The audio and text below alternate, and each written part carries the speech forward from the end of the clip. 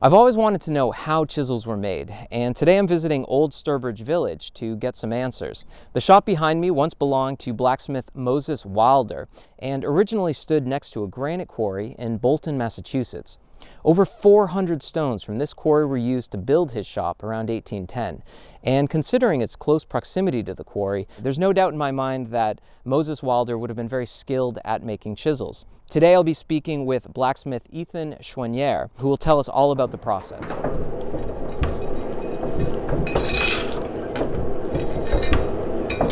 You see how much volatile smoke is being released. But when you let the heat come out and touch that smoke, it actually turns into the fire and helps carry it out the chimney. So, if we're going to build this style of chisel, we're going to have to start with cutting a blank. So to do that, I just have to actually basically put the metal into the forge. I'm going to pull it over the hack, and I'm going to cut off a segment that we could then use. Let's see if we have enough hot here. It's getting thin now. All right, we're going to begin forging now. I'm going to square up the end of the bar and start a little bit of a taper.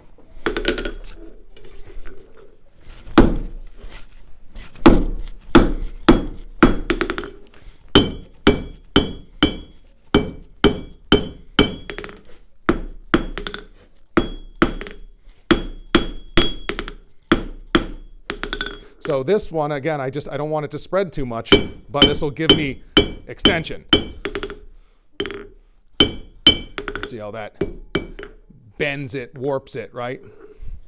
So in order to fix that warping, now you go to your flat surface. And that's getting closer. I'm going to bring out a little more of this. I'm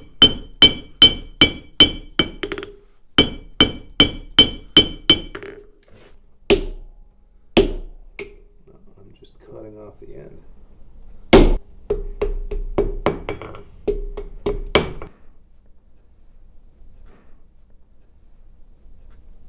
There needs to be a striking surface. And if we don't dress the end a little bit with a little bit of a taper, it quickly spreads. You can see the mushrooming of a chisel that we use with a sledgehammer and all the damage and we have to grind those back occasionally. So the reason why they've tapered that is specifically so it can spread more, or you get less mushrooming on the top, so that way you can clean it up easier. You don't have to grind this heavier material all the way back.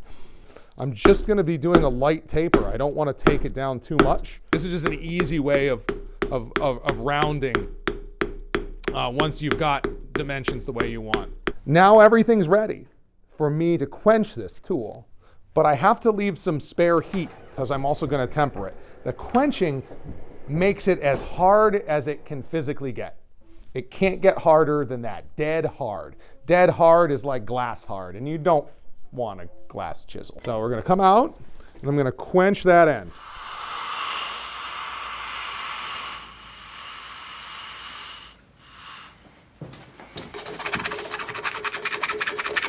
And I'm almost there. So this is the color I want, but we're getting closer. It's drawing it out. This is why it's called a draw tempered. The hotter it is, the softer it is, right?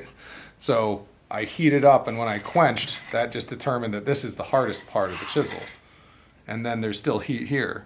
So now, because that's cold, it's a heat gradient, and it's drawing heat towards the coal. So the hotter that tip gets, the softer it gets. So as that heat goes towards the top, it's softening the metal as it goes through it. All right.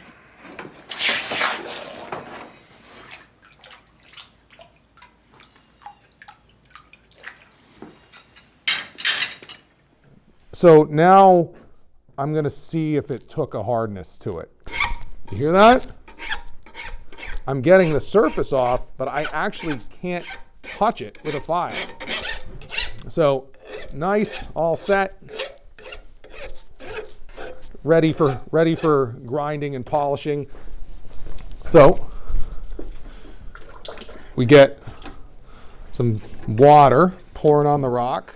Okay. We can limit our feed if we can to this little leather. So I'm going to start just by polishing surfaces. So speed it up. It's all observation, right? Good.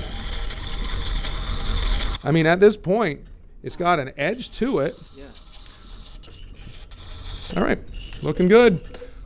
Let it rip. It's a chisel, all right.